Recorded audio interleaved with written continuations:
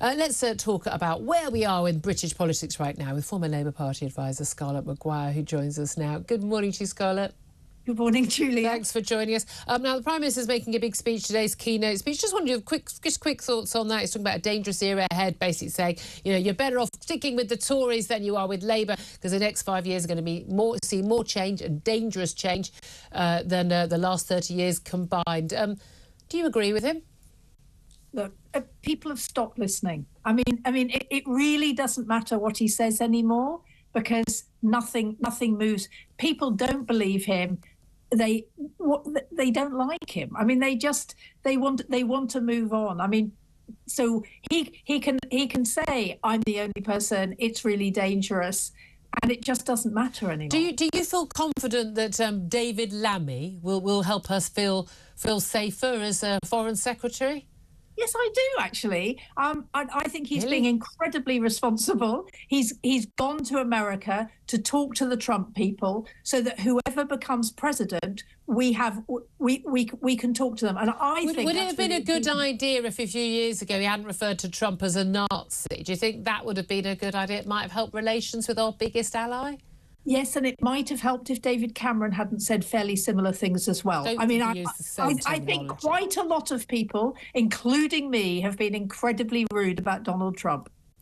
Yeah, well, yeah, an awful lot of people have, haven't they?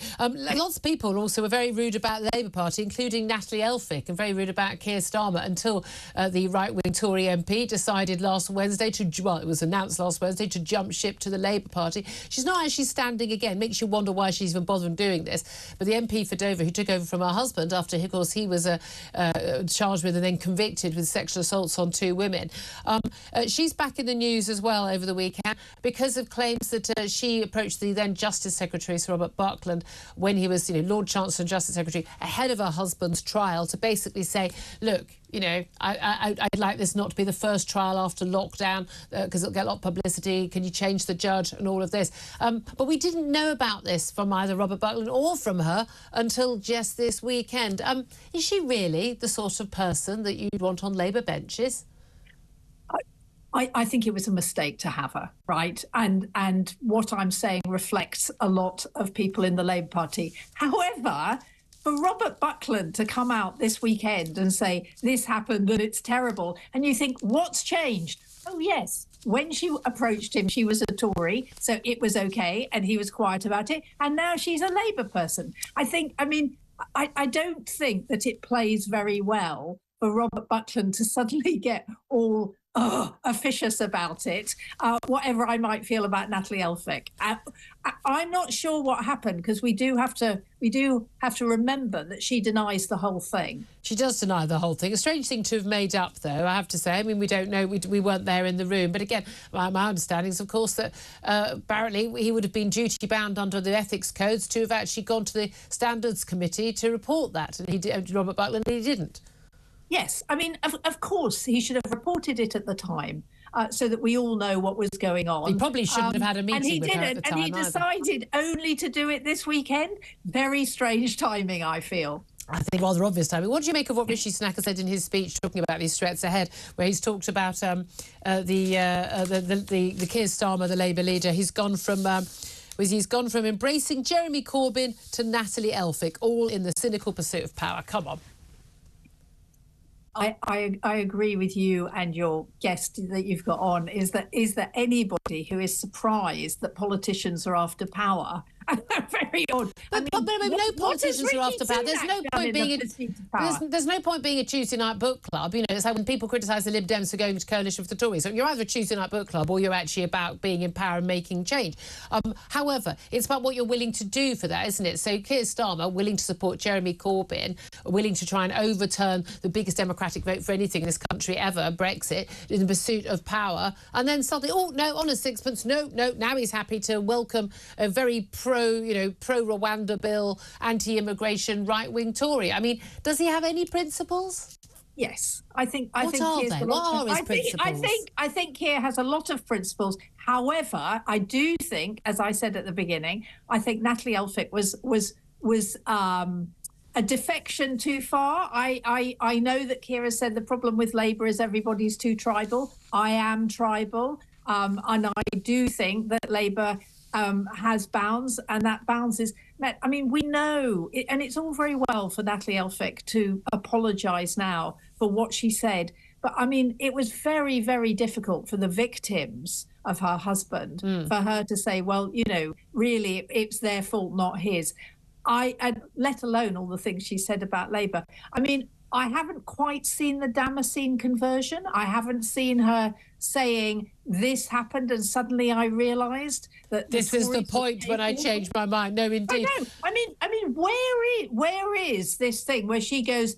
Dan Poulter, who defected a couple of weeks ago, who said, I worked in the NHS and I realised the Tories weren't doing it, and you completely understood it. Natalie Elphicke has yet to convince me why. I mean, I don't understand why she left. What's the job has she got, by the way? Dan Poulter, though, never raised these issues with the Health Secretary, apparently, according to the Health Secretary. Can we talk about someone else, though, the Deputy Leader of your party, Angela Rayner? Right. This non-story, it's been around for months now, complete non-story about, years ago, before she was an MP, the sale of her then council home.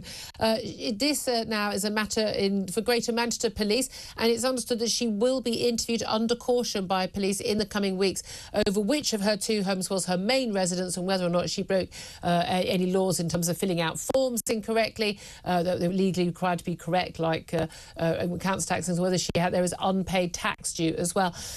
Keir Starmer still apparently hasn't seen her legal advice. She hasn't published it. She still insists she's done nothing wrong. Do you agree and believe her? Like you, I have absolutely no idea. Oh, no, I have an idea. I definitely know she's lying. Right. I do not know. I don't know what's in the legal advice. I don't know what happened. What I do know is that she's said that she will resign if she's found to have broken the law. That's good enough for me. But we could easily decide whether she's broken the law, because surely she could just publish her legal advice, couldn't she? Well, the police will decide whether she's broken the law. There's a police investigation going on. If she's broken the law, they will say, and she will resign. OK, we'll leave it there. Thank you for joining us. There's Scarlett MccGwire, former Labour Party advisor. Still with us, Sam Armstrong. You're very much sort of, not in government circles, but very much an advisor to many Tory MPs and different groupings within the Parliament. Talking just about Angela Rayner specifically, because you and I talked about Natalie already. Like the idea that the possible future Deputy Prime Minister of this country being interviewed under caution over her tax affairs.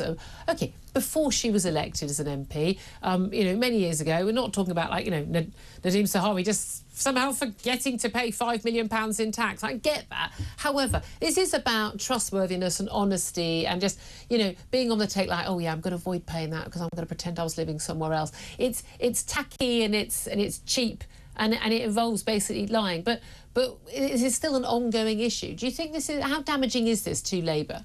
Well, I've said before and I'll say again, I think the story is quite complicated, which is limiting... It takes me half an hour to explain it. Limiting its impact. But here's the thing, Scarlett turns around and says, quite entirely fairly, that, look, she said if she's found to have broken the law, she'll resign. Now, that would be a fair position, had it not been for the fact that Angela Rayner, when Boris Johnson was under investigation, said... For Partygate. You cannot be Prime Minister and under police investigation at the same time. Which is always an absurd thing to do. I mean, I wanted him to go, but you can't call people like that. We've got to have a sort of a judicial process. But you and I both know that Angela Rayner is not going to be charged with any crime. We know that because there's a statute of limitations on these events. The question is whether or not she did actually deliberately mislead the authorities about where she was living. And I'm sorry, they've got 6 neighbours now who've been interviewed who've said this is where she lived. She didn't live at the house she claims she lived at.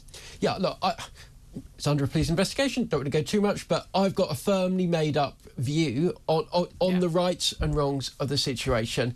But look, it's not quite cutting through. But here's the thing, she said she'd resign if she was found to break the law, not if she was convicted. So if the police come out with a statement that says, look, she broke the law, but the statute of limitations passed, I would very much hope that Angela Rayner resigned immediately. The funny thing is, of course, Keir Starmer would love that. He'd love to be shot of her, wouldn't he? 11:48 is done. Love to hear your thoughts on that. Get in touch.